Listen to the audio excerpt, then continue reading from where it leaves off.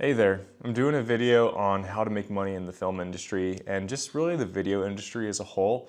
The reason why is it's been a really hard year for people in feature film and corporate narrative filmmaking or corporate narrative commercial. It's hard all across the board for many people. I see extremely talented folks that don't have work, are hardly getting booked, maybe like 5, 6 days a month or even 2 to 3 days a month. And it's just not what it used to be, and we've had to be more resourceful as a result. So my hope is whether you are already seasoned and you already cut out a niche for yourself or found your way of making money in the film industry, or more specifically, if you're just starting out and you have no idea what exists, I wanted to make a video of someone who's worked in the film industry for 12 years, specifically in the corporate space, and any learnings I might have had there. So I wanted to disclose where my experience was, just so I wasn't misleading you into thinking that I've made my living in feature films. No, I've day played on some, I've done some second unit stuff, but I've not exclusively made my living as a payrolled, unioned person on feature films. And the other thing I want to tell you too is of these 8 ways that you can make money in the film industry that I'm just going to list out today, there is no one path that you want to take exclusively and ignore the rest. There's a combination of the 8 that you kind of want to do, and know that some are going to represent a lot more money and resources than others. So it really just comes down to what's important to you, what you want to spend your time doing, and you'll find a way, you'll find a pathway. You don't have to go hungry in this industry. You just need to be specific about what you want to do. So with that, the first thing that is most important, and this isn't how to make money, but just to keep in mind, is you need to be networking. If department heads on crew commercials, like crewed up commercials, if department heads above the line don't know who you are, you're not going to get picked up. If people aren't constantly referring you, you're not going to be getting picked up on commercials or sets or even jobs, like W-2 in-house jobs. So you really need to be on the community's mind. You need to be reaching out to your friends. You need to be saying, I want to be on set. I want to do X, Y, and Z. If you don't advocate for yourself, you're not going to get those opportunities. So I just wanted to explain that that's actually quite important. First off is you can know where the money is or know how to make a living in film, but if you are not networking and advocating for yourself and showing work, you're just not going to get those opportunities. So the first one I have on the list is what I don't have experience in, but a lot of my close friends are doing, is making money exclusively in narrative feature film. And these are the people who chase the tax credits, where they'll move to Georgia, they'll move to Canada, they'll do whatever is required, whether they're below the line or above the line, to stay on production. And how they make their living is changing just because the amount of production, if I'm understanding correctly, is much lower than it used to be. So there's not as much work and days on set that you can pick up, fewer shows going around, but you can definitely make a living doing it. Whether you want to go union or non-union, that's another approach you can discuss with veterans of the industry, but just know that many good people are making a living in feature film. They live in areas where there are film tax credits, and if anyone has experience on that, feel free to share it, but that's what I understand. Next up is what I know, which is in-house corporate, being a W-2 employee in-house.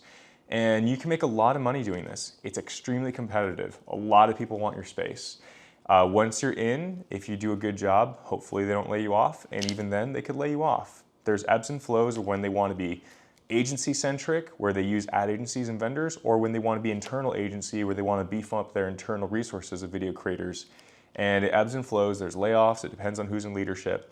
But it's a damn good living, and a lot of people do it, and it works out really well for them.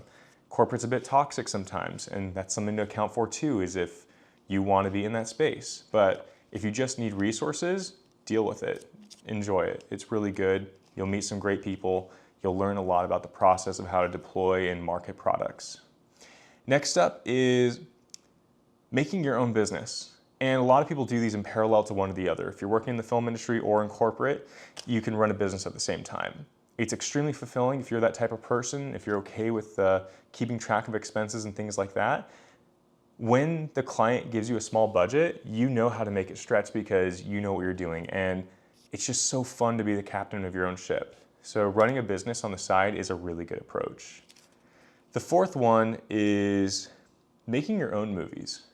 And it's really difficult to do because there are upfront costs in terms of time and resources to make your own movies, but it really is worth it. There's plenty of people. You can look at Jay Horton. He makes his living exclusively from releasing his own independent movies on Film Hub and other platforms that are free to go on and aggregate your title. And the revenue he's getting from subscription video on demand, advertising video on demand, all those ad dollars and cents are going to him, and he can make a living doing it. And he puts out massive amounts of volume of video because of that. The fifth one is crewing up on commercials. Back to the point of networking, you want every producer and crew head to know your name for something that you do.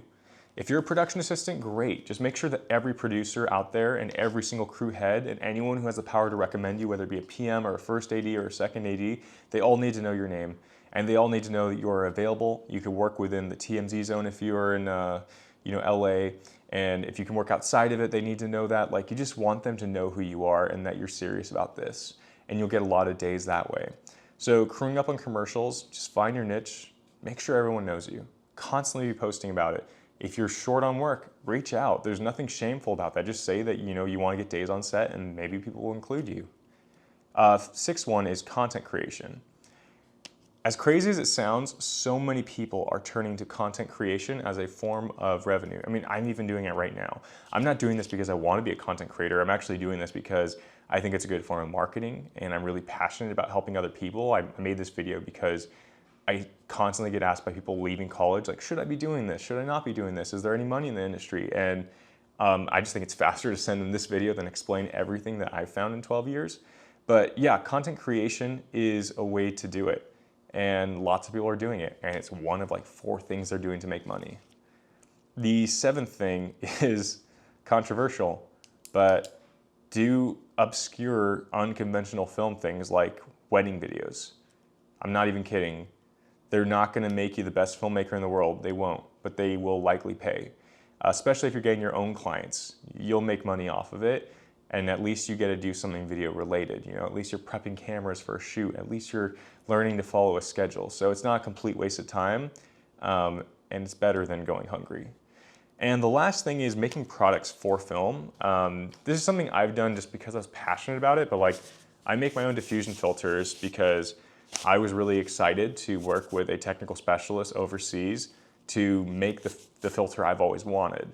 I wasn't super happy with the Tiffin Black Promise. I wasn't happy with, well, no, I was happy with the Black Frost. It's a great filter. I wanted to just improve a couple of details. I thought the Black Frost was a great filter. But yeah, I just worked with a technical specialist, and then we just constantly kept working on glass and stuff like that, and I made my own product. And it's not a form of revenue for me right now, but my hope is one day it would be. I mostly just made it for myself. I made 10 sets of them, but just to say that you can make products and sell products, and that is a way you can make money. And because you're working in the film industry, you see the issues. So yeah. I know that was kind of a tangent, but I got my thoughts out. I just wanted to give you 8 ways to make money and let you know that the industry is still alive and well, and think about the positive ways that you can make money as opposed to just seeing what's wrong right now. Hope it was helpful to you. Like and subscribe and all that fancy stuff, because I want to keep dropping videos of just stuff that I know. And I don't think I know everything. I just think I'm a guy who worked in corporate for 12 years, but I hope it helps someone who's trying to get where they want to get to.